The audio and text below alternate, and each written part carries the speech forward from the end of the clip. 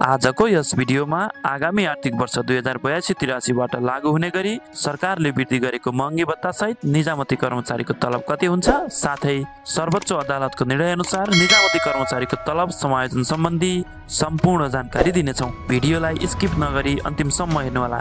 नमस्कार, स्वास्थ्यको साथी युट्युब च्यानलमा तपाईलाई स्वागत छ। नेपाल सरकारले जेठ 15 गते आगामी आर्थिक वर्ष 2082-83 को बजेट संसदमा प्रस्तुत गरेको हो। अर्थमन्त्री विष्णु पौडेलले राष्ट्र सेवक कर्मचारीहरूको तलब वृद्धि गर्नुपर्ने बेला भए पनि स्रोतको चर्को दबावको कारण कर्मचारीको तलब वृद्धि गर्न नसकिएको स्पष्ट पार्नुभयो। तर मूल्य वृद्धिसँगै कर्मचारीको जीवनयापन सहज बनाउन कर्मचारीलाई प्रदान गर्दै आएको महँगी भत्तामा भने वृद्धि गरिएको छ। सरकारले विगतमा प्रदान गर्दै आएको महँगी भत्ता प्रति महिना 2000 बाट बढाएर 5000 प्रति महिना पुर्याएको छ।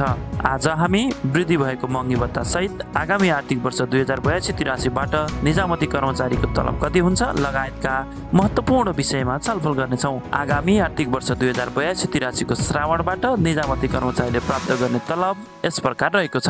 आर्थिक वर्ष 2082-83 मा मुखियाको तलब स्केल। सुरुको तलब स्केल 27611 रुपियाँ, कुल ग्रेड संख्या 8, ग्रेड दर 920 रुपियाँ, जम्मा तलब 34974 रुपियाँ, महँगी भत्ता 5000 सहित कुल तलब 39974 हुनेछ। खरिदारको तलब स्केल। सुरुको तलब स्केल 32902 रुपियाँ, कुल ग्रेड संख्या 10, ग्रेड दर 1097 रुपियाँ, जम्मा तलब 43872 रुपियाँ, महँगी भत्ता 5000 सहित 48872 रुपियाँ हुनेछ। आर्थिक वर्ष 2082-83 मा नायब सुब्बा अर्थात् नासुको तलब स्केल। सुरुको तलब स्केल 34730 रुपियाँ, कुल ग्रेड संख्या 10, ग्रेड दर 1158 रुपियाँ, जम्मा तलब 46310 रुपियाँ, महँगी भत्ता 5000 सहित तलब 51310 रुपियाँ हुनेछ। मर्यादा क्रममा समान हैसियत रहे पनि तलब सुविधा भने सुरक्षा निकायका पदाधिकारीहरूको भन्दा निजामती कर्मचारीहरूको तलब कम रहेको थियो। सर्वोच्च अदालतको आदेशसँगै नयाँ आर्थिक वर्ष 2081-82 मा तलबको समायोजन हुँदा निजामती कर्मचारीको तलब समायोजन भई वृद्धि भएको हो। समायोजन पश्चात शाखा अधिकृतको सुरुको तलब स्केल 47208 रुपियाँ, कुल ग्रेड संख्या 8, ग्रेड दर 1574 रुपियाँ, जम्मा तलब 59797 रुपियाँ, महँगी भत्ता 5000 सहित 64797 रुपियाँ हुनेछ। राजपत्राङ्कित द्वितीय श्रेणी वा उपसचिवको तलब स्केल। सुरुको तलब स्केल 52279 रुपियाँ, कुल ग्रेड संख्या 8, ग्रेड दर 1743 रुपियाँ, जम्मा तलब स्केल 66220 रुपियाँ, महँगी भत्ता 5000 सहित कुल तलब 71220 रुपियाँ हुनेछ।